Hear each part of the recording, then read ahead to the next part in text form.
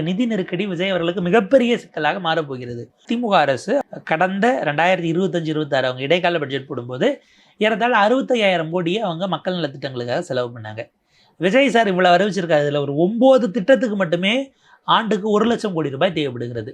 அப்போ திமுக செலவு பண்ணதை விடவும் நீங்கள் எக்ஸ்ட்ரா அவங்க பண்ணதை விட அதில் ஏற்கனவே இருந்த 2/3 இப்போ நீங்கள் அதை முழு மடங்காக கொண்டு வரீங்க. 65,000 கோடிக்கு 1,00,000 கோடியே நீங்கள் அதை மாற்றுறீங்க. இது ஒரு 9 திட்டத்துக்கு மட்டும் தோராயமாக. மற்ற திட்டங்கள்லாம் உள்ளே வருதுன்னா இவர் அறிவிச்சது 1,00,000 கோடி, திமுக தொடரும்னா உங்களுக்கு 1.25 லட்சம் கோடி வேணுமே. நம்ம மொத்த பட்ஜெட்டில் பாதிங்க. அது எப்படி கிடைக்கும்? அப்போ இந்த சிக்கல் இருக்குது. நிதி நெருக்கடி விஜய் அவர்களுக்கு மிகப்பெரிய சிக்கலாக மாறப்போகிறது. குறைஞ்சபட்சம் நீங்கள் ஒரு அரசியல்வாதியாக யோசிச்சாலும் 2029 நாடாளுமன்ற தேர்தலுக்கு முன்னாடி நீங்கள் சொன்னதில் பாதியாச்சும் கொடுக்க ஆரம்பிக்கணும். 24 மாதம் கழிச்சு தானே உங்களுக்கு 26 மாதம் வரைக்கும் போச்சுன்னு நினைக்கிறேன்.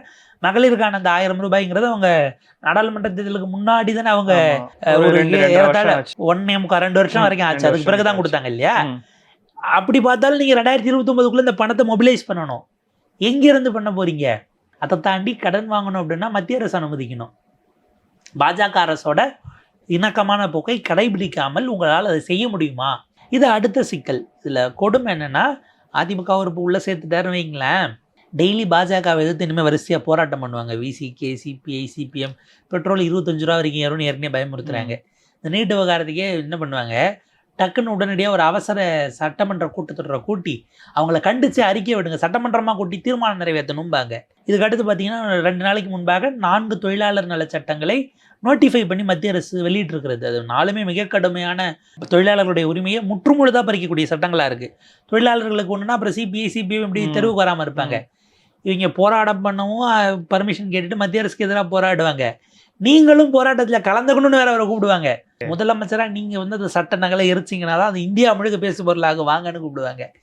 அது நேரடியாக பாஜக ஏறத்தாழ திமுக கேட்ட கேள்வியெல்லாம் இப்போ இவரை நோக்கி வரும்.